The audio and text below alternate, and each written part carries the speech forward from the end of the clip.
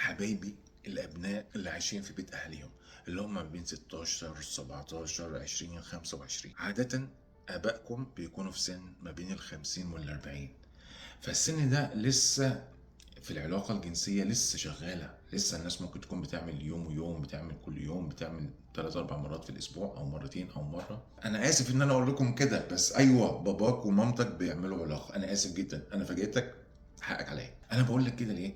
علشان نديهم شوية مساحة خصوصية. يعني لو أنت يا بنتي اللي عندك 22 سنة مثلا وعايشة معاهم لوحدك في البيت، مفيش مانع تفطري وتروحي تقعدي عند صاحبتك، وسيبي لهم المساحة دي يستفردوا ببعض شويه. لو انت لوحدك في البيت واخواتك الاتنين طلعوا سهروا بره، انت قاعد بتعمل ايه؟ سيب لهم مساحه وقول لهم، انا همشي بقى، اخد لي ساعتين ثلاثه بره من غير ما تغمز ولا حاجه. ها؟ انت بس قول لهم انا ايه، انا اخرج مثلا ساعتين ثلاثه، وانت جاي اتصل قول لهم ايه، مش عايزين حاجه من بره، انا قدامي 10 دقايق قبل ما اجي.